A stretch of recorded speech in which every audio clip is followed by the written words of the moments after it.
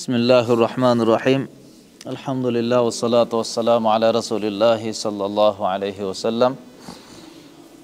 Maşallah Allah'ım kabul kılsın, жеңилдигин bersin. Peygamberimiz da bu saparga аттанганда ihram oroyuzga, ihram oroп, umraga ketip atkanda kılgan duası.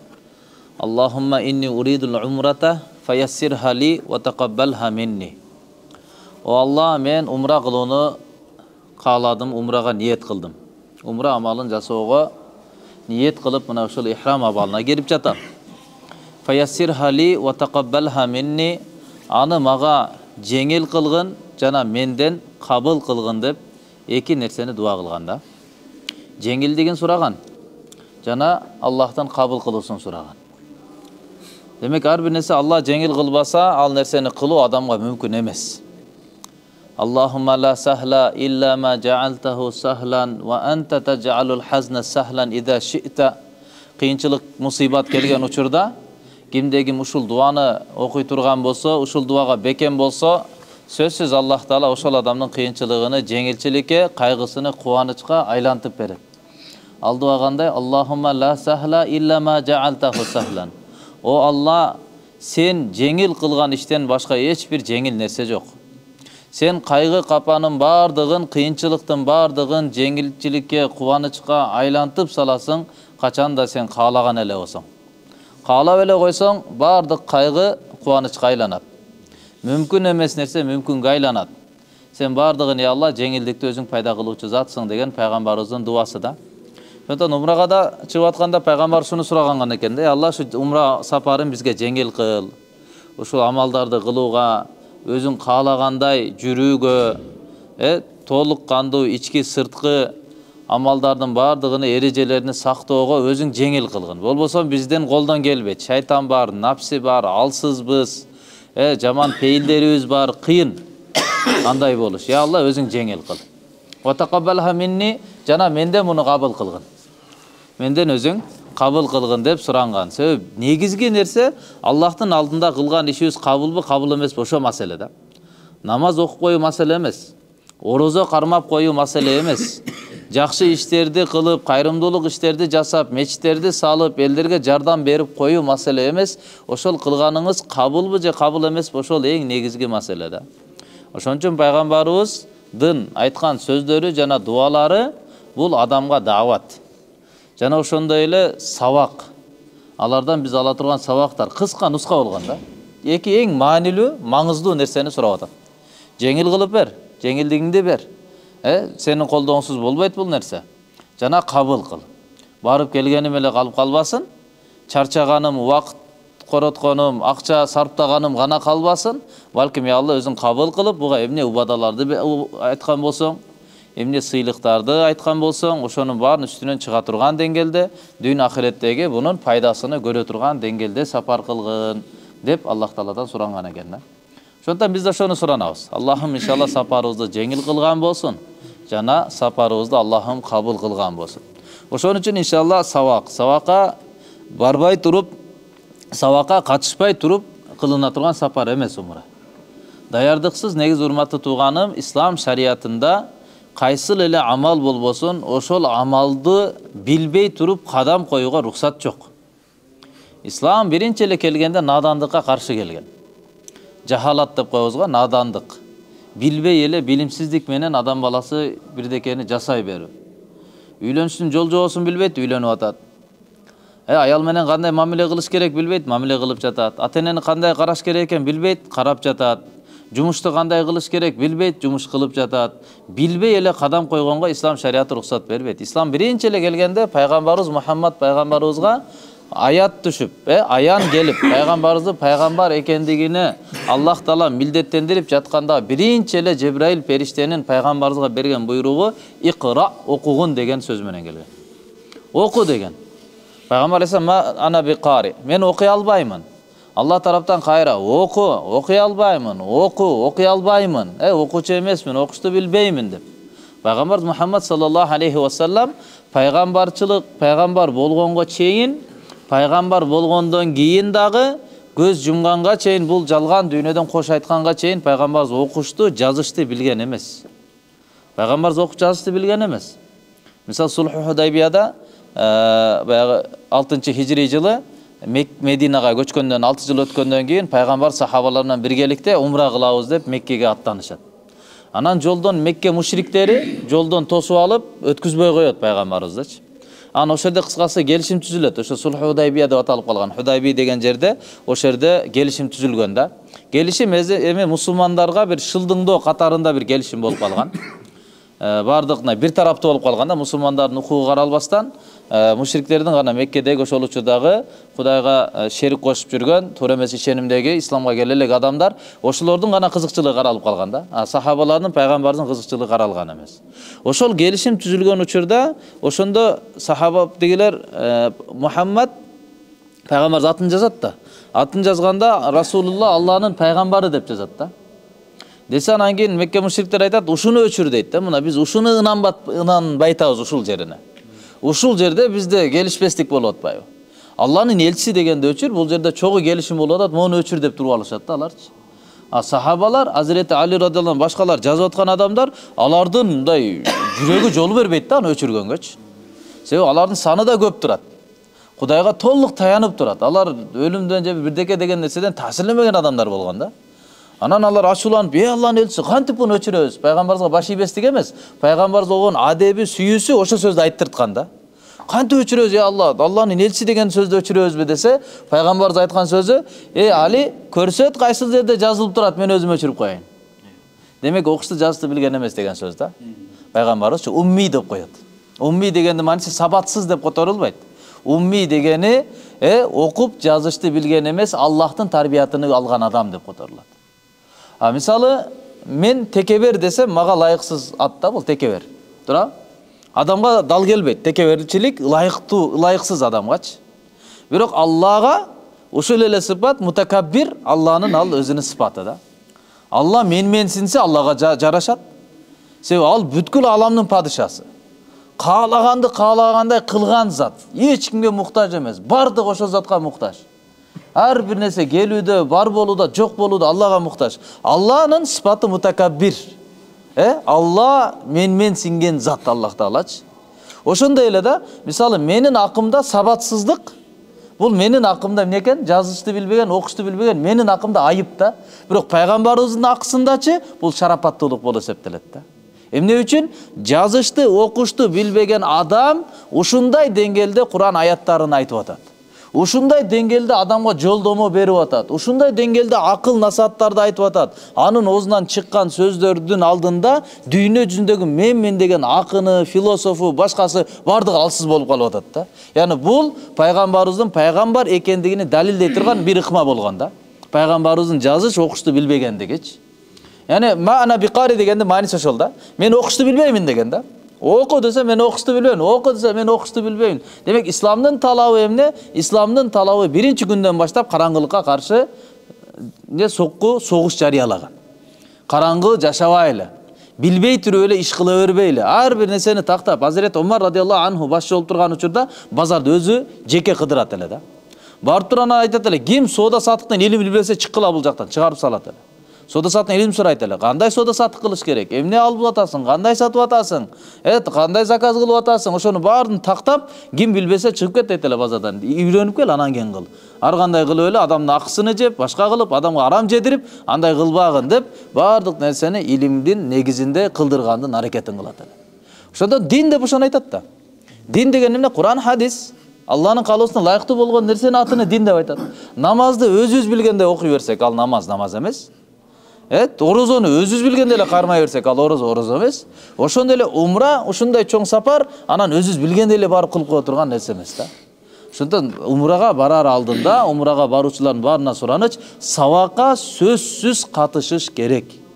Илимини жакшынакай бекем тактап алыш керек. Анан ошонун негизинде анан барып келиш керек да. Бул умра сапары бир бар эмне кылынат, ошол нерселерди үйрөнүп алуу бар. Бир бар кандай абалда кылынат, ички дүйнө кандай болуш керек. Бул андан да зарылыраак да. Ички дүйнөнүн абалы андан дагы зарылыраак нерсе болуп эсептелет. Даярдыктын маселеси ошондой, даярдайлы болуп эсептебей кыласың, өзүңдү сезесиң, чыга турган учурда карасаң эчтеке даяр эмес болуп калат. Тып бырчыламай башталат анан акыркы күнү. Ал буну алыш керек турбайт, тигини кылыш керек турбайт деп, анан кийин убакыт болбой калат да. Ошого иншалла бүгүн эртең сабак болот. 80 адам, чогуу кете турган 80 адам, алардын баарын не кылабыз? Алла разы болсун. Бүгүн эртең келебиз. 20 адамдарга бүгүн акыркы сабак. Мединадан калганын иншалла пайгамбардын шаарынан, пайгамбардын кошуначылыгында калгандарды ошол жакта иншалла кылабыз. Макулбу? Азыр анда сабагыбызды кыска-кыска кылалы. Негизги маселелерин айталы. Кайсыл жерде эмне кылыш керек, кандай кылыш керек, ошол туурасында. Кече демек биз умра боюнча сөз кылып аткан болчук. Умраны. Умраны айттык. Кыргызча котормосу не дедик? Зиярат дедик, Зиярат. Ислам шариятындагы термини Аллах Тааланын үйүнө өзгөчө бир шарттар менен зиярат кылуунун атыны умра деп айтылат экен. Умра бул сүннөт муаккада дедик, өмүрүндө бир жолу. Биринчи жолу кылынган умра ошол бааланат. Биринчи жолу кылынган ажылык ошол бааланат. Башка ибадаттардан өзгөчөлүгү ошол. Намаз 5 мал өз алдынча ибадат, ар бири. Кечеги багымдат өзүнчө, эртеңки багымдат өзүнчө. Кечеги пешин өзүнчө, бүгүнкү пешин өзүнчө. Кечеги дигер өзүнчө, бүгүнкү дигер өзүнчө. Өзүнчө баа берилет да. А бирок умра менен ажылыкта биринчисин кандай кылсаңыз, ошол негизги мойнундагы милдеттен болуп биринчиси түшөт да. А кийинки дагы Кудайым буйрса өмүрүбүздө канча мүмкүнчүлүк берсе, дагы кыла берсек, алардын бардыгы кийин нафил болуп калат эми бул жагы. Негизги парз эмес, негизги мойнубуздагы милдет эмес, балким өз эркибиз менен эле нафил кылып аткан сыяктуу да.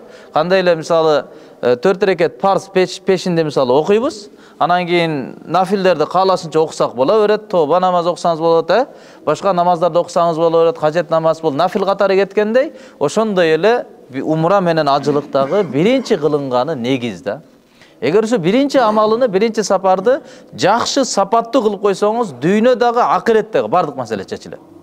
Себеби бул умрага бардык маселенин убадасы берилген. Умра ажылык бардык маселеге чекит коет. Биз кыжалат болуп аткан рызкынын маселеси, кыжалат болуп аткан, бизди кыйнап аткан жүрөктүн катуулугу, жүрөктүн мерездиги, имандын жоктугу, алсыздыгы, жүрөктү басып калган караңгылыктар, кабырдагы азап, кыяматтагы шермендечилик, ушунун баарынын жок болуусуна умра ажылык амалына убада берилген 100%. Эгерде ушуну жакшы кылып келе турган болсок, өзүбүз эле бейишке кирбестен туугандарыбызды дагы күнөөкөр имандуу туугандар тозокко түшүп калууга, чечим чыгып калган күнөөсүнүн кесепетинен ошолорду да бейишке алып чыгып кеткенге ортомчу болууга, шапаат кылууга мүмкүнчүлүк берилет.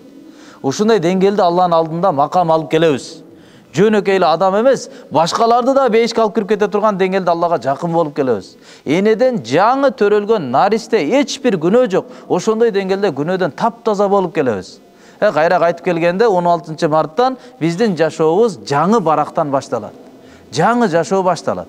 Ошондуктан умра сапарына аттануунун адеби чыкканга чейин, сапарга чыкканга чейин ким менен анча-мынча маселе болуп кеткен болсо, кечирим сурап коюу. Бирөөдөн бирдеке алган болсо, аларды кайтарып берип коюу. Аманаттарды алып жок кылып берген болсок, кечирим сурап коюу. Палан ушундай нерсе сенден алдым эле казан жок болуп кетти, кечирип кой. Тифал алдым эле бузулуп жок болуп кеткен, андай-мындай кечирип коесуз. Акча алып алган элем, ушундай маселелердин бардыгыны не кылыш керек? Кеткенге чейин ушу маселелерди чечип кетиш керек. Адам менен адамдын ортосундагы мамилеге Аллах кийлигишпейт. Ибадат аркылуу Алла менен пенденин ортосундагы күнөөлөрдү кечирет. Бирок адам менен адамдын ортосундагы мамилелерге Алла келишпейт, өзүбүз чечип аны бүтүрүп алыш керекпиз да. Кыяматта да Алла айтат, бар бири-бирине чечишип алгыла дейт. Маселени бүтүрүп алгыла дейт. Ал жакта бүтүрүү эмне менен болот? Сооп күнөө менен болот. Ал жакта биздин валюта жүрбөйт. Мисалы азыр Саудияга баралы, Шаржага барайлы, Куэйтке барайлы, сом ал жакта жүрбөй калат. Ал жердин валютасы башка. Ошондой эле акыреттин валютасы сооп күнөө менен жүрөт. Башка нерсе жок ал жакта. Сообуңду бергенге туура келет. Сообуң жок болсо, башка бирөөнүн күнөөсүн алганга туура келет. Сен кыйналып жүрүп, зина кылган эмессиң, арак ичкен эмессиң, жаман жолго баскан эмессиң, сүткөрлүк кылган эмессиң, алдаган эмессиң, курбанчылык кылып жүрүп, өзүңдү карманып жүрүп туруп, сен күнөөгө кадам койбодуң, бирок бирөөнүн күнөөсүн алып кете бересиң да. Эгер булардын акысыны жеп жүрө берген болсок дүйнөдөчү. Ошондон умрага сапарга аттануунун биринчи адеби не кылыш керек? Тооба кылып чыгыш керек. Тооба дегендин мааниси Алла менен болгон мамилелерде кечирим сурап, "Я Алла, болду, Кудайым буйрса бул жагына кылбаймын, таза жашайм." Адамдар менен болуп кеткен болсо, аны эсептешиш керек. Аны эсептешип, кечирим сурап, дагы бере элек, кийин бересиз, азыр кудуретиңиз жетпейт, кийин иншалла келгенде берем. Келгенде берем. Кечирип кой, кечиктирип атам, башка кылып атам деп бир эки ооз сөз айтып коюш керекпиз иншалла. Макулбу? Аллахым кабыл кылсын. Анан умранын амалдарын айттык. Умра негизинен канча амалдан турат экен? 4 амалдан турат дедик. Биринчи ихрам абалына кирүү, экинчи Кабаны таваф кылуу, айлануу, үчүнчү Сафа Марванын ортосунда басуу, анан чач алып, анан ихрамдан чыгуу. Демек, ихрамга киргенде эки нерсе керек дедик. Ниет жана талбия. Ниет кандай? Ниет дегени ошо ихрамды эмнеге байлап атасыз? Ихрам абалына эмне үчүн кирип жатасыз? Эмнеге кирип атабыз? Умра кылууга. Бирөөнүн атынан умра кылам дегендер барбы? Мен баратканда бирөөнүн атынан умра кылып барамын дегендер. Сиз мурда умра кылгансыз, Кыла элексиз. Кимдер өздөрү мурда умра кылган болсо, ошолор гана бирөөнүн атынан кыла алат. Кимдер кыла элек болсо, алар бирөөнүн атынан кылса болбойт, өтпөйт. Алар биринчи өзүнүн мойнундагы милдетти түшүрүш керек. Ошондуктан мурда кимдер кылган болсо, ошолор гана ниет кыла алат бирөөнүн атынан деп. Бирөөнүн атынан кылуу үчүн ошо ихрамга кирип жаткан учурда ниет кылыш керек. Алла, мен атамдын атынан умра кылууга ниет кылдым. Жеңил кылгын жана кабыл кылгын. Лаббайк Аллахумма лаббайк деп анан талбияны айтыш керек. Ошол учурда. Умраны баарын кылып бүттүр, анан кийин дуа сообуну багыштап коем десе, анда анын атынан болду болуп эсептелбейт, ал өзүнүн атынан эле болду деп эсептелет. Умра ихрамга кирип атканда кайсыл ниет ошол эске алынат да. Демек, өзүбүз бараткан болсок, өзүбүзгө айтабыз. Алла, мен умра кылууга ниет кылдым. Ушул умраны мен үчүн жеңил кылып берген. Жана менден кабыл кылгын. Дейбиз да, деп туруп анан кийин талбияны айтабыз. Талбияны жаттадыкпы бардыгыз? Талбия сөзсүз. Лаббайк Аллахумма лаббайк, лаббайк ла шарика лака лаббайк, иннал хамда ва ни'мата лака вал мулк ла шарика лак деп талбияны айтабыз. Талбияны айттык, талбияны айткандан кийин болду, эми ихрам абалына кирдик болуп эсептелет. Ихрам абалына киргенден кийин башты жапса болбойт, баш кийим кийилбейт. Эркектерге байланыштуу сөз болот. Баш кийим кийилбейт. Эгер күн ысык болуп кетсе, жаан жаап башка нерсе болуп кетсе, зонтик колдонсо болот. Бирок башка тийгизип бирдекени жаап алса болбойт. Бет жабылбайт. Жатканда башка болгондо бетти жаап, жатып алмай болбойт. Башка дене мүчөнү төшөктүн ичинде жатса боло берет, оронуп. Бирок башты, бетти жапса, оросо болбой калат. Жыпар жыттуу нерселер колдонулбайт. Самын, шампунь, жидкое мыло, салфетка влажная. Ошондой нерселер не болбойт? Колдонулбайт. Жыттуу нерселер, цитрусуй, мөмө жемиштерди жебесе жакшы, ошондой эле алардын суусундуктарын ичпесе жакшы. Жыты жок, даамы жок, өтө жыты жок нерселерди колдонуш керек болот. Түктөрдү үзсө болбойт, тырмактарды алса болбойт, тырмактарды тиштеп үзүп салса деле болбойт. Чачтарды не кылбайбыз? Башка кылбайбыз. Ошондон таранбаган жакшы дейт. Таранбаган жакшы. Негизи ажылыкта, умрадагы хадистерде келгени шаасан губран деп келет да. Чачтары жүдөгөн, чаң баскан деп хадистерде келет. Ошону сыймыктанып, умрачылардын негизги Алланын алдындагы чоң бир даражасы катары баа берилип туруп айтылат да. Ошундай болсо умрачылар деген мааниде. Ошундай болсо ажыга баргандар, бул Алла үчүн болуп аткан нерсе да. Алла үчүн чаңып атасыз. Туурабы, сиз үчүн бирөө иш кылса жагат да. Сиз үчүн аялыңыз кыйынчылык көтөрсө, сиз үчүн балдарыңыз сиздин көңүлүңүз деп туруп, бекем турса, напсине каршы турса, рахат аласыз да, мына мен үчүн болуп атат депчи. Бул умра сапарына, ихрам абалына кирип алуу, биз эми азыр өтө таза болушту үйрөнүп калдык. Кир болсо эле бир аз кыйналып кете турган адам болуп калдык. Бирок мурда умра ажылга барган учурларда бул жактардан үйүнөн ихрамга кирип алып туруп, аттар менен, төөлөр менен, эшектер менен барып келип барып ошоктон ажылык кылгандар болгон да. Айлап ихрамда жүргөн. Самынданбай, башка кылбай, башка кийим кийбестен эки кездемеге оронуп алып, айлап барып туруп амалдарды кылып келген адамдар болгон да. Ошондон ихрамды оор көрбөш керек да. Адам ошо кече айттым го, өзүбүздүн алдын ала кандай ниет кылганбыз, ошого жараша акыбалды тосуп алабыз да. Ihramды оор көрүп алсак, качан тазаланабыз, качан жуунабыз деген нерсе ичиңизде ойной берет да. Качан ихрамдан чыгабыз, качан ихрамдан чыгабыз деп, араң ихрамга кирдик. Кече барганда ихрамга бир умра кылып келдик. Умра кылгандан кийин кайра умра кыла беребиз да. Аяка кирип алгандан кийин делечи, бирөө менен эле токтоп калынбайт да. Кийин ихрамдан чыгып аласың, да күч кубат болгондо Масжид Айша деп коет, ошо барып келебиз, кайра келип та кыла бересиң да. Анан кылып келип, анан чай ичип, баянга түшсөм, бардыгы ихрамдан чыгып алган, мен ихрамдан чыга эле келем. Эмне ихрамдан дагы эле чыга элекпи дейт. Анан айттым, араң кирдик ихрамга депчи. Ошактан бери акча сартап келип отуруп, араң ихрамга кирдик, анан не шашабыз чыкканга депчи. Ошо сыяктуу кыскасы ихрамды оор катары сезбеш керек. Ихрамды оор абал катары. Ихрамдын философиясы эмнеде? Ихрам алдынан не кылабыз дедик? Жуунабыз дедик. Сиз өзүңүз жуунуп атасыз. Бирок учур келет, сиз эмес, башка бирөө сиздин денеңизди жууа турган күн келип калат. Өзүңүздүн колуңуз да иштебей калат, жүрөгүңүз да иштебей калат, бирок өзүңүз тирүүсүз, жок болбойсуз. Жанга өлүм келбейт. Өлүм деген денеден жандын чыкканы гана. Бирок ушундай учур келет, денеңиз жараксыз болуп калат да, ошо кыймылсыз болгон, жансыз болгон денени бирөө жууа турган учур келет. Ошол өлгөнгө чейин бир сыйра өлүп алуу деген мааниде да. Өлгөнгө чейин бир сыйра тоба кылып, бир сыйра өлүп, адам жашоосуну туура эмес багытка кетип аткан болсо, туура багытка салып алыштын бир сабагы бар ихрамдачы. Анан кийимдердин баарын чечесиз. Өзүңүз чечип атасыз, бирок учур келет, башка бирөө чечет. Ак кездемеге ороносуз. Азыр сиз оронуп атасыз ихрамга, кийин чыгамын деп. Бирок учур келет, ак кездемеге ороносуз, болду, ошо менен түбөлүктүү сапарга кете бересиз да, андан эми чыкпайсыз. Ал ихрамдан чыкпайсыз. Уламалар айткан, адам бул дүйнөдөн өткөндөн кийин кандай эле дененин кепини болгондой эле, ошондой эле жандын дагы өзүнүн кепини болот деген да. Эгерде адам баласы дененин кепини бирдей эле, бардыгы эле ак кездемеге оронуп атат. Бирок анын ички дүйнөсү кандай болгон? Мээримдүүлүгү, берешендиги, жомарттыгы, батырлыгы, тазалыгы, элге жакшылык каалоосу, сабырдуулугу, иманы, такыбачылыгы, шүгүрчүлүгү, каниеттүүлүгү, ички дүйнө кандай болгон? Же дүйнө парас, өзүмчүл, текебер, сарраң, жалкоо, ички дүйнө кандай болгон? Ошол жанга жараша кепин оролот экен да.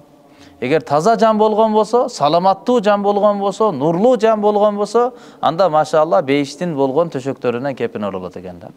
Эгерде Алла кечирсин, ыплас болуп, ошо ыпластыгыны тазалабай калган жан болгон болсо, анда тозоктун отунан болгон төшөк менен, кездеме менен жанга оролуп, жан чыгып атканда эле өзү бара турган жери ошого жараша мамилеси башталат экен да.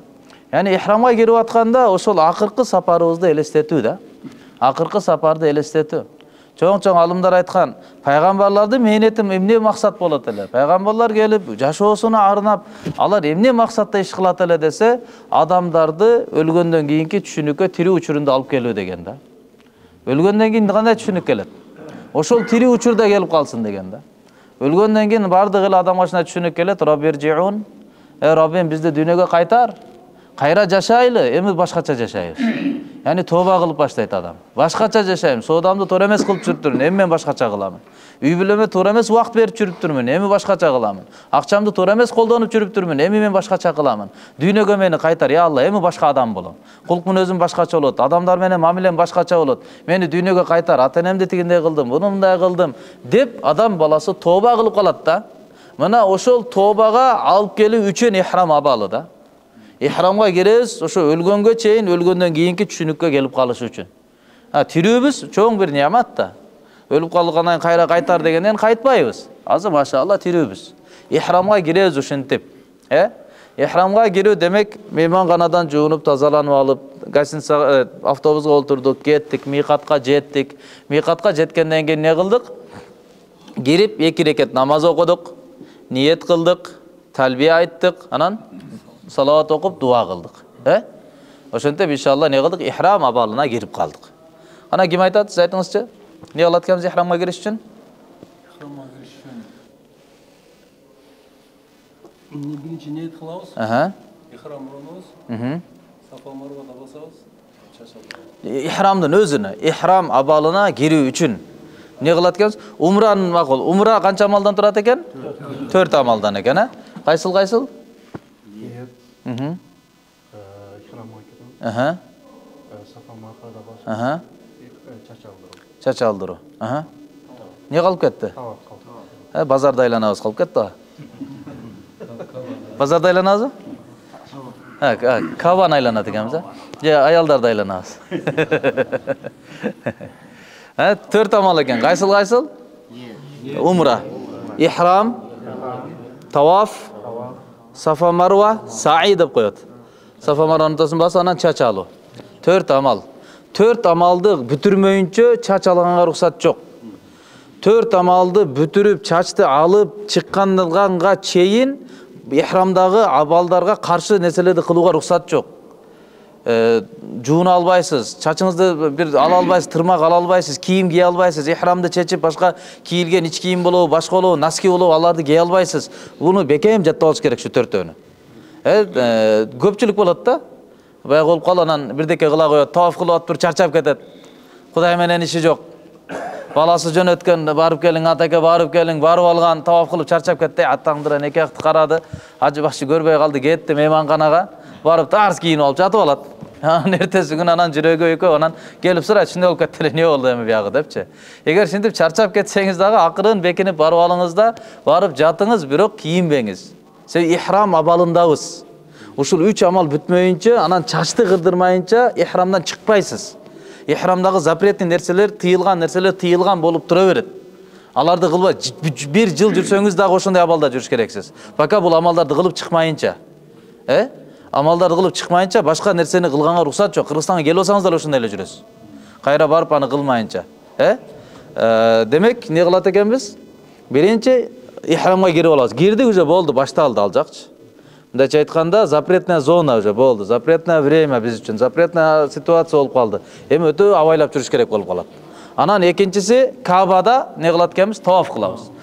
Макам Ибрахим дегени, Ибрахим пайгамбарыбыздын 2 бутунун изи түшүп калган таш. Ошону ушундай стеклянный жана золотистичный идиш менен мынтип туруп тосуп койгон, жабып койгон, ороп койгон. Анан бул жерде эшик турат. Эшик, Каабага кире турган эшик, фундаменти бийик. Бул жакка келгенде буну Ирак бурчу деп коет. Буну Сириянын бурчу деп коет. Сурия. Бул Йемен бурчу деп коет. Рукни Ямани. 4 бурчка ээ Кааба. Караташ бурчу, Ирак бурчу, Сирия бурчу, Йемен бурчу. 4 бурчтуу. Анан бул жакта мындай хатим деп коет, такага окшогон курулуш бар. Фундамент катарында көтөрүлгөндө такага окшоп турат. Ушул жерге чейин Кааба негизи. Каабанын курулушу ушул жерге чейин. Кааба деген бул мечит. Инна аввала байти муди'a лин-нас лаллади би Бакката мубарака ва худа лил аламин. Албетте бүткүл адамдардын пайдасы үчүн эң биринчи болуп Алланын үйү курулган мечит бул ошо Баккадагы, Меккедеги Кааба бүткүл ааламга береке жана хидаят катарында дейт. Аллах таала мына эң биринчи ушул жерге чейин болгон курулуш өзүчү. Кийин кыскасы тарыхы бар. Ушинтип отуруп ушул жака чейин курулуп калган. Негизи дуал ушул жерге чейин болгон. Адам алейхиссалам заманасында, Ибрахим алейхиссалам заманасында ушул жерге чейин негизи болгон. Демек, ал деген эмне? Каабаны таваф кылуу дегени бул жака аралап кирип кетип таваф кылсаңыз жарабай калат деген сөз да. Айланыш керек деген сөз. Бунун сыртынан кетет тавафчы. Сыртынан айланат. Түшүнүп алдыкпы? Бул жерде кара таш экен. Кара таш мисалы мынакей бул кара таш болсо, 4 бурчтуу Кааба деп койдук, Бул жерде кара ташы барбы? Ушул кара таштын биягында не турат мына жерде? Мындай болуп? Макам Ибрахим, Макам Ибрахим. Кара таштын алдында эшик бар. Ошо эшик менен кара таштын экөөнүн аралыгын ошо мультазам деп коет. Ошо кармаптыр, ошо дуа кыла турган жер ошо. Мультазам. Дүйнө жүзүндөгү эң бекем дуа ошол жерде кабыл болот. Мультазам.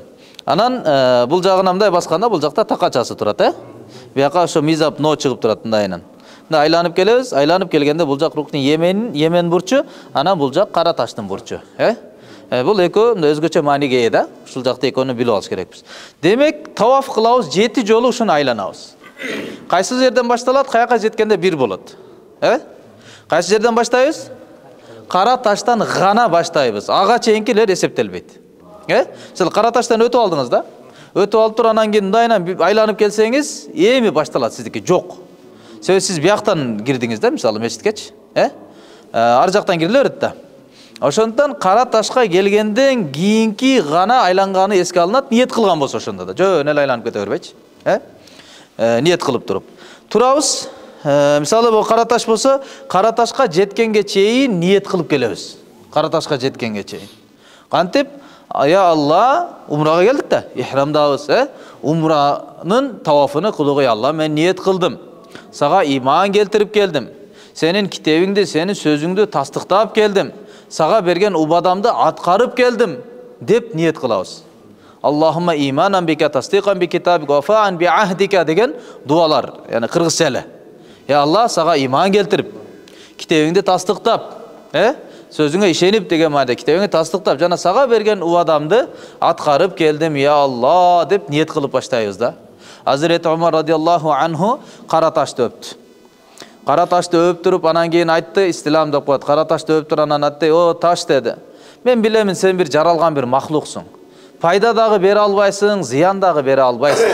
Egerde paygambarımdın senin öpkönüңdү görбөгөндө men seni hiç kaçan öppeyt elem dedi.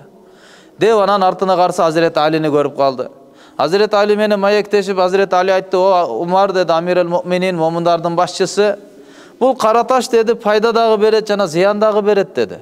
Allah Taala ruh alamında bizdin jandarыбызды жараткан учурда bizden gelişim algan alastu bi rabbikum, men silerdin Robbiңер emesminbi dep. Men silerdi jaratkan jokton. Men silerdin maselеңерди чече турган, muhtaçlığыңыздарды бүтүрө турган, бүткүл аламдын өз тарбиятына салып турган мен эмесминби дегенде бардыгыбыздын жаныбыз айткан, Лениндики да башкасыныкы дагы бардыгыбыздын жаны айткан, бала, ооба сен биздин Роббибизсиң дегенбиз да. Сен биздин Роббибизсиз дегенбиз. Бу убада алынган, рух аламында болгон маселе. Ошол келишимде мисак деп коет. Түштүк тараптарда бар. Качандан бери мусулмансың десе, ал мисактан бери дейт да. Yani al-misaqu деген söz. Misak деген ошо келишим алынган учур. Ошондон бери мусулманбыз да. Ошондо биздин жаныбыз имандуу болгон. Ошол келишимди кара таштын ичине Алла жазып туруп, ошонун ичине жашырган дейт. Ким Алла мүмкүнчүлүк берип жашоосунда ошого келип туруп истилам кыла турган болсо, анда кыяматта күбөгө өтөт дейт. Бул өзүнүн убадасын аткарган деп. Ошонун дуасы да. Ошонун дуасы, я Алла, сага иман келтирип, китебиңди тастыктап, берген убадамды аткарып, мынакей мен келдим деп ошо жерден дуа кылабыз. Макулбу? Анан буга чейинки бир момент, Каабаны көргөн учурда дуа кабыл болот. Каабаны көргөн учурда дуа кабыл болот. Ошондуктан биринчи Каабаны көргөндө колдон келишинче дуа кылыш керек. Жүрөктөн ыйлап, тоба менен, Алланын алдында шүгүр менен, келечекке жакшы нерсени суроо менен дуа кылыш керек. Каабаны биринчи көргөндө адамдын дуасы кабыл. Кааба, яни урматтуу туугандарым, уламалар ушуга чейин Кари Мухаммад Тайып рахимахулла айтат, Кааба деген нерсе дейт. Мисал катары айтат да. Мисалы күзгүдө адамдын отражениясы көрүнөт, Алла ал улуу зат. Бирок кыяматта Алланы көрөбүзбү? Көрөбүз, акыйкат нерсе. Пайгамбар алейхиссалам айтат эле, кандай эле силерди күндө, булуту жок күндө Алланы көрүүдөн силерди бир нерсе тособу? Тоспойт. Ошондой эле кыяматта ар бириңер Аллах Тааланы түзмө-түз көрөсүңөр, эч кандай котормочусуз Алла менен сүйлөшөсүңөр, Аллага жолугасыңар деп пайгамбарыбыз айтат эле да. Мухаммад Кари Тайып рахимахулла китебинде жазат, Кари Мухаммад Тайып рахимахулла. Бул ошо Кааба дейт, бул адамдын күзгүдөн отражениясы болгондой, Аллахтын дейт, бул отражениясы дейт да. Яни ал жерге барганда болду, Алланын үйүнө бардың, Аллага эң жер бетиндеги айтылган эң жакын жерге бардың да болду. Аллага бардың да ошол жерге баргандачы. Яни ал жердин өзүнүн сүрү болуш керек ошо жарашагачы. Ошого жараша жүрөктө улуктук болуш керек ал жердеги. Эгерде имандын иши да болчу, имандын маселеси да. Сүйүү сага сүйүүнүн адебин өзү үйрөтөт дейт. Yani al жерде кандай жүрүш керек, кандай дуа кылыш керек, адамдын өзүнүн ички дүйнөсү эле адамга өзү үйрөтөт да. Эгерде ички дүйнөдө бир нерсе болсо. Ошо Каабаны көргөндө эмне экен? Биринчи дуа сөзсүз кабыл болот экен. Бирок риваяттарда келет, Насаи риваятында, Табраниде пайгамбар алейхиссалам дуа кылган. Бирок дуада колун көтөргөн эмес да. Ошондо колдон келсе кол көтөрбөстөн. Кол көтөр. Каабаны карап туруп ошол жерден дуа. Бизде дуа деселе ошого көнүп калганбыз да, кол көтөрө беребиз дароо элечи. Мисалы даратканага кирип баратып дуа окуйсуң, бирок кол көтөрбөйсүң да тура. Ошондой эле да кээ бир учурларда кол көтөрүлөт, кээде кол көтөрүлбөй турган учурлар бар. Дуа кылабыз. Уламалар айтып коет, мындай ошол жерден өмүр бою дуанын кабыл болушуна лимит алып койгула дейт да. Кандай, я Алла, кандай мен азыр Кабаны көрүп дуа кылганда дуам кабыл болгондой эле өмүр бою кайсыл жерде дуа кылсам, ошол жерде дуам кабыл кыла турган кылып койчу. Мустажабы дауа кыл, менин дуам кабыл боло турган пенде кылчы деп Аллах Тааладан дуа кылып суранып койгула дейт да. Кабаны көрөбүз. Ошон үчүн Кабанын бир бурчуну көрүп калып туруп дуа кылганга караганда Кабанын алдыга барып алып дуа кылган жакшы да. Аны үчүн эмне кылабыз? Умрага кетип атканда жерди карап басабыз. Бут тарап деле карап басабыз да, ушунчалык эле көрүнөт, 2 сапчылык көрүнөт. Мындай бардык менен Кабага жакын калганда, кимдер ошо баягы алдыбызда жүргөн, мурда барып жүргөн тияк-бияктар, ажы башчылар же башкалар болот, кандай абалда барсак. Барганда Кудайым берсе бөлүп умра кылдырган аракетин кылабыз. Сен мындай көп адам менен киргенде мындай жоголуп кетпейин деп жүрүп эле кыжалат болуп каласың да. 20дан, 25тен, 30дан, 15тен кыскасы бөлүнүп алып туруп кылсак жеңил болот. Аны ошо барганда анан баш көтөрүлө дегенде жакыныраак болушунча жакыныраак барып туруп, анан баш көтөрүп туруп андай сонун көрүп алып туруп анан дуа кылыш керек да. Дуаны анан кылыш керек. Дуа кылабыз. Демек дуа кылып анан Кабага бардык. Кара таш жакты карайбыз. Кара ташты кантип табабыз? Эл көп. Биринчи барганда мисалы таппайбыз да. Ошого белги болуш үчүн кара таштын бет маңдайында балкондор кетет да. Бул ортодо Каба, айлана турган жер, Сахнудул Матаф деп коет. Таваф кыла тургандын ортосу депчи. Анан балкон кетет мындай, курулушту балкондор бар.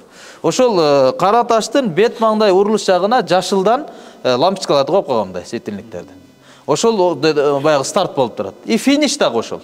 Башталат ошол жерден бир болот ошол жерге келгенде. Кийинкиси кайра эле ошол учурда эле башталып кете берет. Бүтөт, кайра башталат ошол жака келгенде, Демек ошол жерге чейин ниет кылып келдик да, анан кийин кара таштын бурчуна келгенде, жашылдын алдына келгенде, Каба жакты карап, кара таш жакты карап туруп, истилам кылабыз. Истилам дегени эки колду көтөрүп, жүздү, желкени ошол тарапка Каба жака буруп, эки колду намазда кандай көтөргөндөй көтөрүп, мындай эмес. Бирөө менен учурашып аткандай мындай эмес, көп эле шинтип көтөрүп, антон кетип атып, мындай берет. Кетип атты элечи. Андай деңгээлде эмес, учурашуу ал жерде эчтеке жок, ал истилам ал жерде өбүп атат деген маселе. Ал кандай болот? Радул Мухтарда келет, ошо карап туруп, намазда көтөргөндөй көтөрсүн дейт. Ал дегени алакан, эки алакандын ичи каякты карайт? Кара таш жакты карасын. Эки алакандын арт тарабы не кылсын? Өзүнүн желке, бет тараптарында болсун. Ушундай кылып туруп мындай. Бисмиллах дегенде кол көтөрүлбөйт. Аллаху акбар, ла илаха иллаллаху ва лиллахил хамд. Кол көтөрүлөт. Бисмиллах, Аллаху акбар, ла илаха иллаллаху ва лиллахил хамд дегенде көтөр, вассалату вассаламу аля расулиллах, анан өүлөт. Түшүнүктү? Бисмиллахда кол көтөрүлбөйт. Ниет кылып келдик. Бисмиллах, Аллаху акбар, ла илаха иллаллах ва лиллахил хамд. Анан вассалату вассаламу аля расулиллах деп туруп колду өз. Колду өпкөндө чыпылдатып өппөсүн дейт. Депчи. О эринди колго тигизип кою. Кара ташты да өпкөндө ошондой. Деп өпмөй эмес, мындай тигизип кою. Тигизип кой. Жаш балдар өт кой, кеп мына кылып кой десең келип мына озун тигизип коет го. Ошондой кылып өпмөй. Ошондой анан кийин болду, кеттик. Бул жагы эми дуа. Ошол жерде сөзсүз бир ушул дуа кылыш керек деген белгиленген, дайындалган ал жерде дуа жок. Тавафтачы ким кандай дуа кылса дуа кыла бериш керек. Эми бүгүнкү күндө үммөт ушунчалык алсызбыз. Ушунчалык алсыз болуп калганбыз, дуа кыла албайбыз да. Бардык маселе чечилип калгандай, кыскасы барып алып дуа кыла албайт. Кээ бирлер наушниктер тагып, таяк кылып дуа кылып жүрсө, ошолорду карап алып суктанат. Карачы, бирөө кайталаса башка кайталап атыптыр депчи. Ал негизи ыйлай турган нерсе да. Дуа кыла албайт, бирөөнү угуш керек да, ошон үчүнчү. Бирөө бирдеке десе ошону айтканын кайталап коюш керек. Барганда көрөсүздөр ушундайлардычы. Бирөө кыйкырат, калгандар кайталайт. Бирөө кыйкырат, калгандар кайталайт. Ал жерде Алла менен сиздин мамилеңиз болду, башталды ал жердечи. Ал жерде болду, башка эч ким жок. Сиз Алланын үйүнө бардыңыз. Болду, эми жүрөктөн дуа кылыңыз. Жүрөктөн дуа кылыңыз. Даватчыларга жакшы дуа кайсыл? 6 сыфат. 6 сыфатты баян кылып, таяк кылып чачабыз да, анычы. Туурабы? Ошону сурай бериңиз да. Биринчи тавафта биринчи сыфат, экинчи тавафта экинчи сыфат, үчүнчү тавафта үчүнчү, төртүнчүдө төртүнчү, 5те 5, 6да 6, анан 7де бардыгыны бүткүлүм өткөн. Бул айланганда да адашпайсыз. Себеби кайсыны дуа кылып кетсеңиз билесиз да. Айланып атканда да адашпайсыз. Адашып калсак, мисалы, адашуу маселесинде, айланып көп адашат андай, көп болот да. дуа кылып атып, башка кылып атып, билбей каласың канча жакка келип калганыңды байкабай каласың да. Адашып калсак, мисалы адаштык 5пи же 4пи дедиңиз да. Буяктан Кара Таштан башталат да. Айланып келебиз, кайра келгенде бир болот, Ушу келатканда ойлонуп атасыз, азыр 5ти баштайынбы же 4тү баштайынбы? Арт жагым 3 бүттүбү же 4 бүттүбү? 5ке кеттамбы же 4ке кеттамбы деген шек болуп атат да. Анда не кыл дейт? Шектенип атсаң, таппай калган болсоң, анда азын алган дейт. Түшүнүктү? Демек 4ке кетип атамын дейт экенбиз да. 5ке кетип атамын же 4ке кетип атамын же не дейт экенбиз? 4ке кетип жатамын дейт экенбиз. Эмне үчүн? Себеби азы бул ишениктүү болот, үстүнө адам шектенет да. Азын ал дейт. Демек 4 болду, 4ке кеттим дейсиз да, 4ке кете бересиз. Ойлонуп отурбайсыз. Эмне болуп кеткен, башынан баштайын андай эмес. Азын аласыз да, ошо менен кете бересиз да. Азын алып коюп туруп. Колдон келишинче эсептеш керек. Хадистерде эсептесе дегендин мааниси 7 кылсын, андай мындай кыла бербесин деген сөз да. 2 рекет намаз окуйбуз, 1 рекет намаз окубайбыз. Ошондой эле таваф 7 жолу гана болот, андан ашпайт, андан аз болбойт. 7 бир таваф да. Ашсаңыз ашыр бересиз. 14 кылыңыз, 21 кылыңыз, бирок 7ден да. 7ни биригип туруп, 7 айлануу бир таваф болуп айтылат. 7 айлануу бир таваф болуп эсептелет. Мына таваф бир жолу таваф кылдым деп айтылат ошону. Айланып жүргөндө да колду көтөрүп алып, колду көтөрбөйбүз. Айланып жүргөн учурда кол көтөрбөйбүз, дуа кылып кете беребиз. Кабаны айланып аткан учурда Кабаны кайра-кайра карай берүү макрух, Кудайга жакпаган иш. Кабаны айланып биз кара ташка сыйынбайбыз. Кара ташка сыйынып же бир Кабага сыйынбайбыз. Адам баласы ибадат кылган учурда бир багыт керек. Ар ким ар жакты карап алып намаз окуса кандай болот? Бир тарапты карап намаз окуш керекпиз. Биз бут парасы эмеспиз, таш парасы эмеспиз, ташка сыйынбайбыз. Аллага сыйынабыз. Мисалы андай боло турган болсо, ата-энеңе сыйынган деп айт анда. Аялдар күйөөсүнө сыйынып атат деп айт. Ата-энеге сыйынбайбыз биз, ата-энени урматтайбыз Алла айткан үчүн. Туурабы? Аялдар күйөөсүнө урматтайт Алла айтканы үчүн. Ошондой эле биз ал жерди урматтайбыз Алла айтканы үчүн да. Биз ал жерге биздин сыйынычыбыз жок.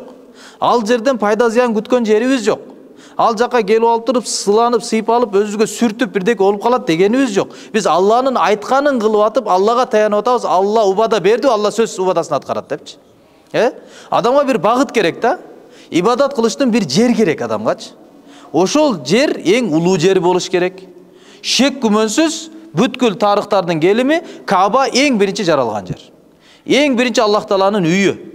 Адам атадан баштап Мухаммад пайгамбарга чейин канча пайгамбар келген болсо, баары ажылык кылган жер. Ошол жерде Алла бизге ошону кыбыла кылып, ибадаттарда ошол тарапты карап ибадат кыла турган, жүздөнө турган жер кылып берген. Түшүнүктү? Ошондо Кабада таваф кылып атканда Кабаны кайра-кайра карай бербейбиз да. Ал жерде биз Аллага бардык, Алла менен жүрөк болот. Кыблабыз Алла болот. Жүрөктүн кыбласы Алла болот. Каба болбойт. Алла менен алектенебиз. Макулбу? Кабаны көрүш макрух болуп аткандан кийин башка нерселерди карап алаңдай бериш, алектене бериш, бул эми кандай Аллага, кандай жакпайт. Ошондой сыйлуу болгон Кабаны карасаң Аллага жакпай атасың. Анан кийин ар кандай кыздарды, таяк-бияктарды, курулуштарды карап эле, ар кимдин түсүнү, кебетесини, чоңдугуну, кичинекейлигини карап эле таң кала берсең, ал нерсе менен алектене турган учур эмес ал. Таваф ибадат менен, дуа менен, зикир менен алектене турган жер. Дуа, зикир менен алектене турган жер, урматтуу угандар. Макулбу иншалла? Ошого аракет кылалы. Биринчи умрабыз Аллахтын алдында баа берилет. Биринчи кылган умрабыз жана ажылыгыбыз ошого карап баа берилет. Ошондуктан биринчи умра кылып атканда, биринчи пайгамбарга зияратка келип атканда, биринчи ибадаттарда телефон колдонбоңуз. Сүрөткө түшө калайын мына момент, видеого тарта калайын, бирөөнү ишендире калайын дегендерди кийин ишендиребиз иншалла. Баары ишенет. Сиздер барганыңыздарга ишенет, биз менен барганыңыздарга ишенет. Ишендиребиз анычы. Бирок кийин 3-4 күндөрү. Биринчи учурда жок, телефонду иштетиштин кажети жок. Иштетпейли, сүрөткө, видеого ал жерлерди тартпайлы, ал жерде Алла менен алек болуп ибадатты жакшынакай аткаралы. Макулбу? Кийин кайра киресиз ошол жерге. Ошол учур кайра болот. Кийин анан түшөм, башка кылам десеңиз боло берет. Арам эмес, кылсаңыз болот. Бирок эгерде мактаныш болсо арам. Көрсөтүш, ат чыгарыш болсо арам болуп калат. Анын маселесин иншалла бага кылабыз. Демек, кеттик, Кара Таштан баштадык, дуа кылып, дуа менен келдик, така жактан өттүк, така жактан өтүп, Сирия бурчунан өттүк, анан кайерге келдик? Йемен бурчуна келдик. Йемен бурчка келгенде өзүнчө дуа кылынат. Кандай дуа кылынат? Роббана атина фид дунья хасана ва фил ахирати хасана ва кина азабан нар ва адхилнал джанната ма'ал абрар я азизу я гаффар Аллахумма инни ас'алукал афва вал афията вал муафата фид дунья вал ахира деген дуалардын билгенini кылабыз. Негизгиси Роббана атина фид дунья хасана ва фил ахирати хасана ва кина азабан нар. Ушул дуа. Эмне үчүн? Пайгамбарыбыз айтат, ушул Йемен бурчу менен Кара таштын бурчунун экөөнүн аралыгында өзгөчө Алла 70 периштени өкүл кылып дайындап койгон. Ошол периштелер ушул дуаны окуган адамдардын дуасына амин, я Алла кабыл кыл, я Алла кабыл кыл деп сиздин дуаңызды коштоп турат экен да. Яны ушул дуаны окуйбуз. Бул дүйнө ахиреттин маселеси чечиле турган дуа. Роббана о Роббибиз атина фид дунья хасана. Дүйнөдө жакшылыктын баарын бер. Жакшылуу аттуу нерсенин бардыгын бер. Ва фил ахирати хасана. Жана ахиретте дагы өлгөндөн кийин дагы жакшылыктын баарын бер. Ва кина азабан нар. Жана тозоктун отунун азабынан бизди куткаргын я Алла деген дуада. Ошол дуаны иншалла не кылабыз? Ушу Кара таш келгенге чейин, стартка келгенге чейин, жашылга келгенге чейин ушул дуаны гана окуп келебиз. Анан келип атканда дагы башында баштагандай дагы. Ниет башында кылынат. Ниети жок, бияка келгенде эмне дагы? Кара таш келдик. Бисмилlah. Аллаху акбар, ла илаха иллаллах ва лиллахил хамд, вассалату вассаламу аля расулилlah. Кеттик. Дагы дуа, зикир, субханаллах, алхамдулилlah. Ар бир айланганда не кылабыз? Ошо жерге келгенде колду көтөрүп, баягы истилам кылып турабыз да. Кара ташты өбөбүз. Кара таштын өпкөндүн сообу бар экен. Туурабы? Кара таш кыяматта тили бар, сүйлөй турган, буту бар, баса турган ушундай болуп келет. Күбөгө өтөт ошо жерде өпкөн адамдар туурасында. Пайда берет. Ошо жерде өбө турган болсок. Өбөнүн 3 маселеси бар. 3 сүрөтү бар. Биринчиси кара таштын өзүн өбө. Экинчиси эгерде кара ташка жетпей атсаңыз, бир нерсени тийгизип туруп, ошо нерсени өбө. Экинчи сүрөтү. Үчүнчүсү аны да кыла албай жатсаңыз, алыстан жана көрсөткөндөй кылуу. Түшүнүктү? Кара таштын өзүнү өбөбүз. Качан рухсат? Качан эч ким менен түртүшпөсөңүз гана рухсат. Бир нерсени жеткирип туруп өбөсүз. Качан бирөөнүн түртүшүп, бирөөгө зыян жеткирбесеңиз гана рухсат. Эгерде бирөө менен түртүшүүгө мажбур болсоңуз, ошол жерге бир адамды түртмөйүнчө жетпей турган болсоңуз, алыстан кылыштык сизге важип. Ага жакындабайсыз, ал жака кирбейсиз. Бир келип калдым, эми көрүп алайын. Көпчүлүк ушундай 90% бар болуп туруп ошого кирип кете берет да. Аны менен сооп таппайсыз. Элестетиңиз, Максат устазыбыз, Максат Токтомушев ошого кирип баратат да. Кандай сүрөт болот? Түртүшүп, мөртүшүп, ихрам бияка кеткен, тияк бияк жарашабы? Абдышкүрдан ошол жерде жүрсө, чубагаж ошол жерде жүрсө раматлык. Ибадат андай сүрөттө кылынбайт да, туурабы? Түртүшүп ал, мүртүшүп адам талпа да ошол жерге келип алып, бири-бирине кыйкыр-чыйкыр, көздөр кызарып калган, дем алып болбой калган. Ушундай деңгээлде болот да, кээде кетип калат бияктарчы.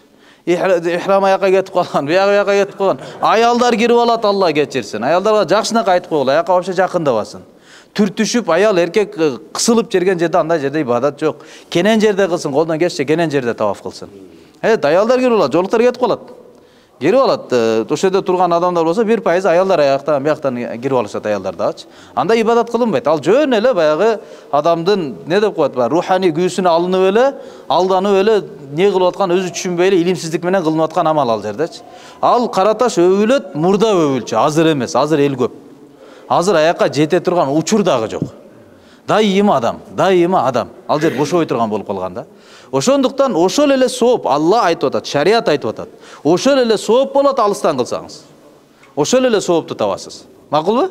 Баягындай менен эле, анан ошака сөз жетиш керек экен. Бул жөн эле сөз үчүн да, көпчүлүк ачык айткандачы. Сөз үчүн эле кылат. Барып өптүм дегенде айтыш керек да.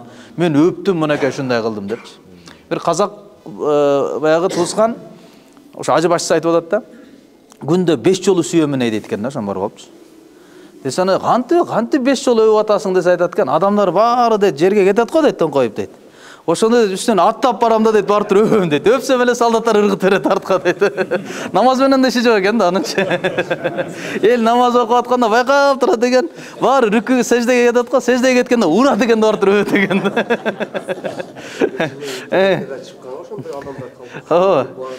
Андай кылбаш керек да. Макулбу? Андай кылбаш керек. Анан ал жака баргандан кийин ошо жердеги полицейскийлер, кызматчылар эмне десе ошого толук баш ийиш керек. Ошончо миллиондон ашык элдин тартибине карап, ошонун баарын кылып аткан, ал жерде баш ийүү сиз менен бизге милдет болот. Ал жака барып туруп, ал жергилерди мындай алдап, ал жердегилерге кыянат кылуу. Өзүңүздүн баягы кылып туруп, аларды алдап кетүү. Кандай эле сууга тузду таштасаңыз, тузду эритет, ошондой эле сооп иштериңиздерди эритип келесиз аердачы. Мисал катарында, ал Кабанын алдына айлангандарга, умрачыларга гана рухсат берилет. Умрачыларга, ихрам абалына кирип умра кылып аткандарга гана. Анан аларды алдап, умра кылбай эле, умраны бүтүрүп алып, ихрамды кийип алып, жөн эле гражданский болбосо киргизбейт да. Ихрамды жөн эле ороп алып, ихрамга ниет кылбай эле, ошакта таваф кылам депчи. Кирип алган болсоңуз, аларды алдадыңыз да. Аларды алдадыңыз. Алдап отуруп ибадат кылынбайт андайчы. Көпчүлүгү ушундай кылат. Көпчүлүгү ишинтип барып алат да, бул туура эмес. Сообуңду күйгүзүп аласың. Кандай эле туз сууда эригендей жакшылыгында эрип кетет андай кыла турамысыңчы. Меккеге барганда, Мединеге барганда жерине дагы, элине дагы адеп көрсөтүш керек ал жерде. Аларга кыянат кылган болбойт андайчы. Ошондой улуу жерден кызматчыларыначы. Кимдин кандай оройлугу, катуулугу болсо өздөрү жооп берет Алла менен. Сиз бирөөнүн сөөнөн өзүңүздүн акыретиңизди бузбаңыз да. Ошончо элди карап, кеде катуулук кылып коет, кеде баягыраак кылып коет. Себеп болбойт, ошончо адам тартибин караш керек. Ал жерде бир аз эле башка жактан кирди чыкты болуп кала турган болсо, пробка создаться этилип калат. Өтө оор акыбалдар болуп калат. Ошо катуулук менен ал жер текшерет. Тур нары дейт. Хаж деген кыскасы 2-3 күн кулагыңызга сиңип калат аердачы. Калсаңыз хаж бияка кетсеңиз хаж деген хаж деген сөз. Ажыга Алланын үйүнө максат кылып келген адам деген сөз. Конокко келген адам деген сөз. Жүрүңүз, биякта намаз окуса болбойт, биякта турса болбойт деген сөздөрдү айтат да. Түшүнүктү? Кыргыздар аны кач деп атабы деп берет. Кыргызча сүйлөп атабы булар дагы депчи. Пайгамбардын немесине кабырына барганда Өзбекстандан барган умрачылар, аялдар бакыры ыйлап турган ошондой нерселерди, терс көрүнүштөрдү кылбайлы да. Өзбекстандан барган аялдар, Өзбекстандан келген аялдар бакырасына ыйлашыңар деп сурап жүрүшпөйбү. Ошондой кылалы иншалла. Ал жердин анан закон ошондой, Кыргызстан эмес, кыргызчылык кетпейт аердачы. Бир нерсе болбойт деди, болбойт да. Ушундай да. Закон ар мамлекет ар кандай болот. Ал жерде ушундай, мамлекеттин орган кызматкерлери өтө бийик даражада турат. Бирөөгө каршы сүйлөсөңүз, мамлекетке каршы чыкты деген эле деңгээлде сизге мамиле кылынат. Ошондон ал жерде катуулук кетпейт. Хойт охрана болобу, башка болобу, аларга катуулук кылбайлы. Макул, жок кирем, тияк деп кыргызчылыкка алдырып ийбейли да. Тартип менен иншалла жүрөбүз. Демек, айланабыз. Айланып 7 жолу таваф болду, 7 жолу таваф болуп бүткөндөн кийин 7-си кайра келип сүзөдөн бүттү да Кара таштан, Бул жакта эмне бар? Макамы Ибрахим бар. Ибрахим алейхиссаламдын баягы изи түшүп калган жер. Ошонун бул жагына өтүп туруп 2 рекет намаз окуйбуз. Макулбу? 2 рекет намаз окуйбуз. Ошол 2 рекет намаз окуй турган жерибиз адамдар айлана турган жер болуп калбаш керек. Ленталар тартылат, ошол лентанын аркасы болсун. Шашпайлы. Шашпалаңдагы тияк кылып, тура калып сен бияктан тосо тур, мен ошол жерде окуй калайын деп, ал жерде адамдар өтүп аткан жерге ызычууну көп өтүп атып эле көрөсүз. Толтур адамдар ушинтип туруп билбейт да. Жан келген эле шерди оку деп айткан деп туруп эле анан ошол жерде эзе берет да. Өтөбүз, мындай акырын өтүп алабыз. Макам Ибрахим биякта калып калат. Бир аз өтүп алабыз да, мындай айланып өтүп туруп, анан кийин мындай арт жагынан кирип алып туруп, лента биягында, лентанын биягы намаз окуйт деген нерсе да. Ошол жака өтүп, жакшы бир жерди таап алып туруп, анан окуйбуз. 7 жолу таваф кылгандан кийин 2 рекет намаз окуу важип. 7 айлангандан кийин 2 рекет намаз окуп берүү мойнуңузга милдет болуп калат. Каерде болбоңуз, качан болбоңуз окуп бериш керексиз анычы. Тавафтын важип болгон 2 рекет намазы. Тавафтын важип болгон 2 рекет намазы. Таваф намазы важип болгон 2 намаз. Тавафтын 2 рекети айырмасы жок. Кыскасы тавафтан кийин окула турган 2 рекет. Ошону окушубуз керек. 7 айлангандан 2 рекет окуу важип. 7 жолу айлангандан кийин дароо окуу сүннөт.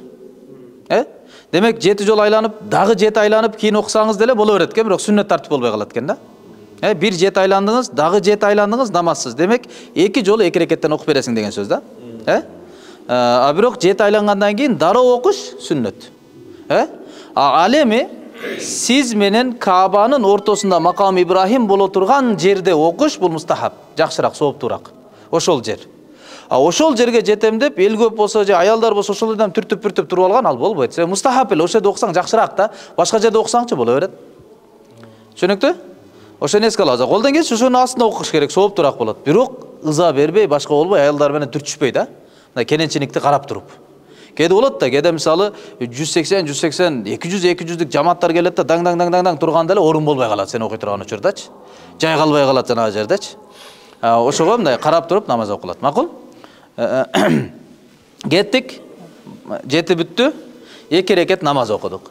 2 рекетте биринчи рекетинде кул я айюхал кафирун, экинчи рекетинде кул хуаллаху ахадты зам сүрө катарында Фатиха менен кошумча сүрө катары ушуларды окусак жакшы болот.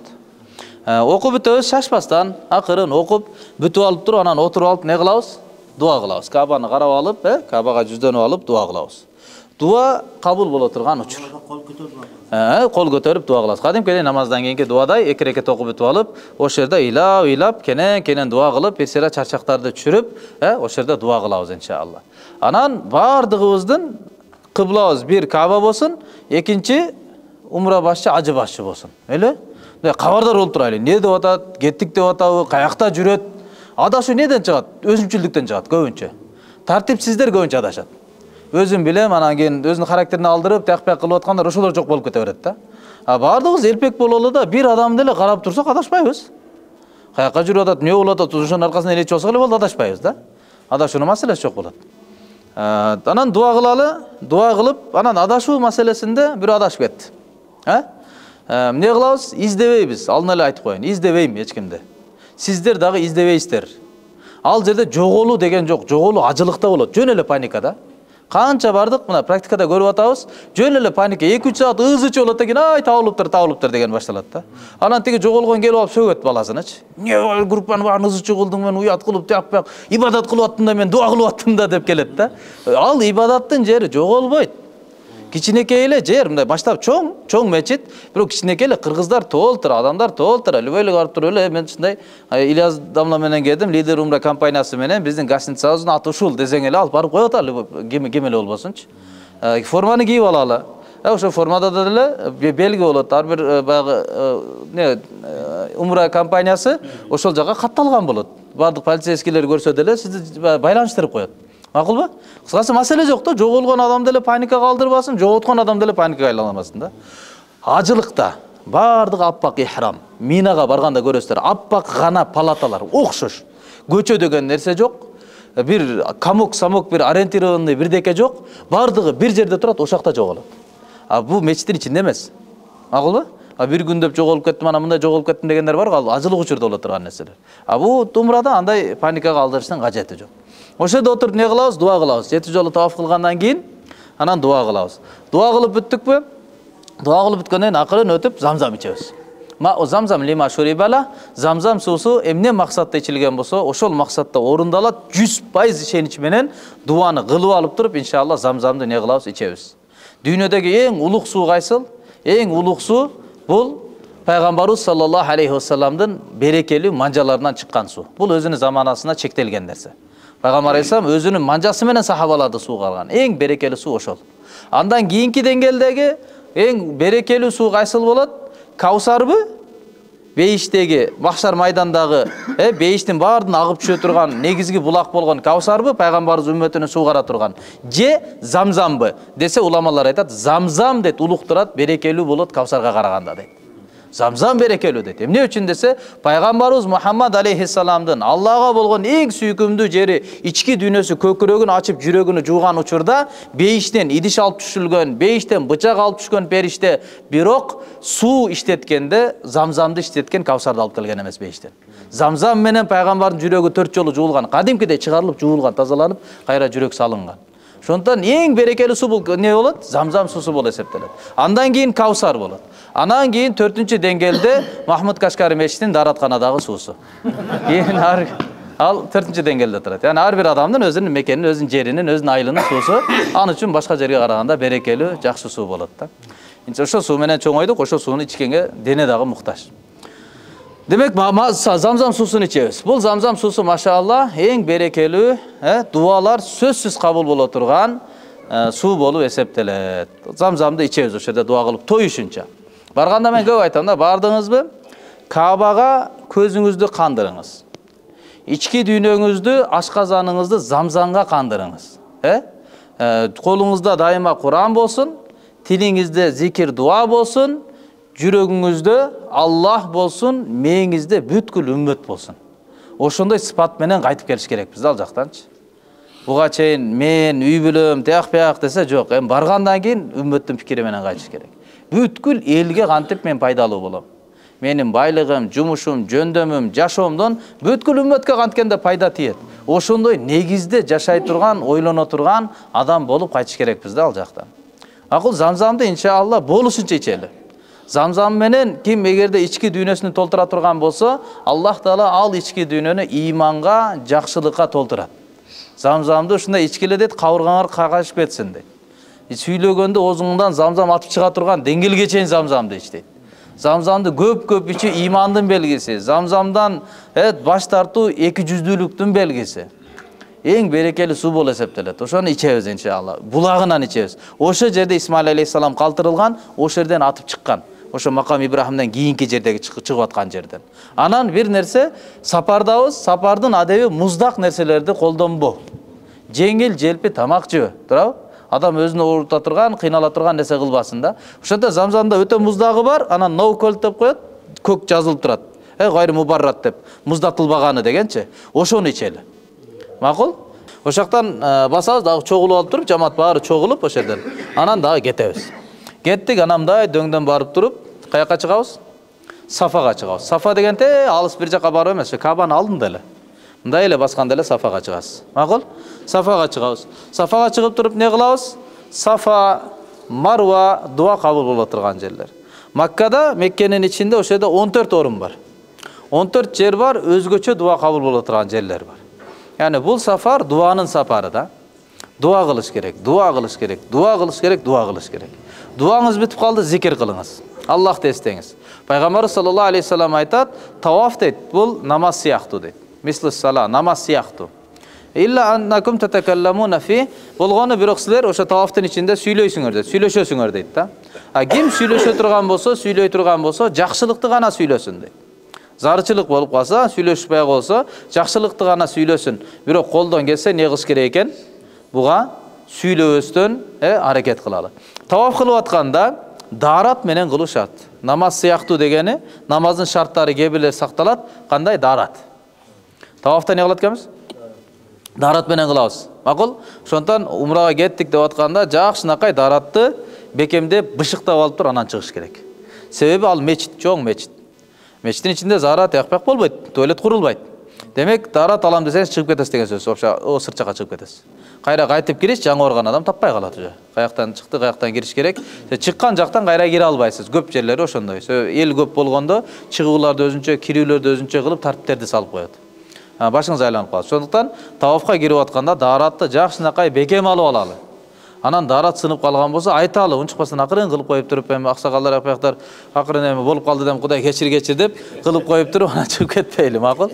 Айталы, ушундай болуп атат, не болот деп. Яны бул умра маселесинде сөзсүз сурап кылыш керек. Бир нерсе сурагандан тартынбаш керек. Кылып алып туруп, анан сураган болбойт ихрам абалында. Ихрам уже мамиле өтө назик болуп калат.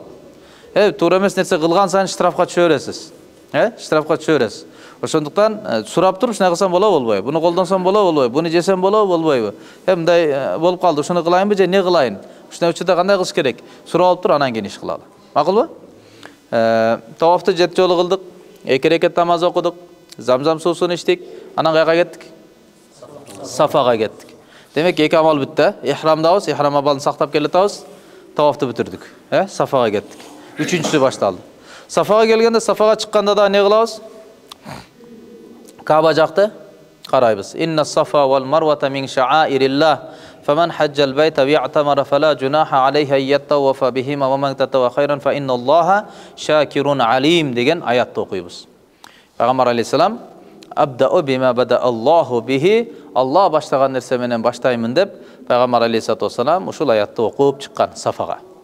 Анан Кабаны қарап тұрып, Аллаху акбар, ла илаха иллаллах, вахдаху ла шарика ла, лахул мулк ва лахул хамд, юхьи ва юмит, ва хуа аля кулли шайин қадир, ла илаха иллаллаху вахдах, садақа вахдах, насара абдах, ва хазамал ахзаба вахдах деген дуалар оқылады. Ушул дуаларды оқып тұрып, анан дуа қылабыз. Ал жерде да дуа не? Қабыл болып тұрғаны үшін. Ұзын дуа қылып тұра албайбыз, амал бош керек. Ел шығып келіп атат. Ел көп болып қалса, елден көп батоого тавафта көп болбойт. Тавафта көп болгон чакта да көп чачырабайсыз. Мындай айланат да. Кете бересиң да. А Сафа Марвада мындай чыгып туруп, кайра мындай түшүш керек болот да. Ортодо мындай тосмо бар.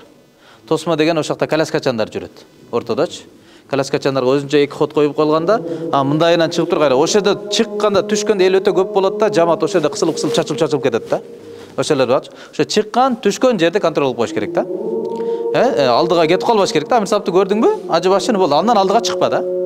Алдыга кетсең болду, кетип калдың деген сөз да. Ошондон калбай эле карап алып кете бериш керек да.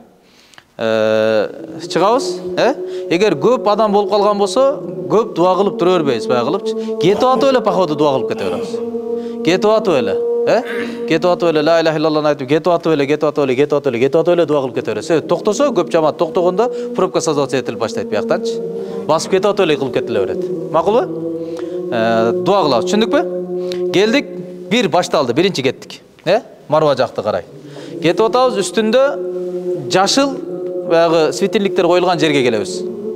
Ошака келгенде эркектер чуркаш керек. Чуркойтса баягы өтө бат эмес, акырыныраак не кылыш керек? Чуркаш керек. Аялдар эмес. Эркектерге болгон тийиштүү амал. Анан дагы эсте бар да, умра кылып аткан учурда 3 айланып атканда, биринчи айланганда баягы оң желкени ачып коебуз.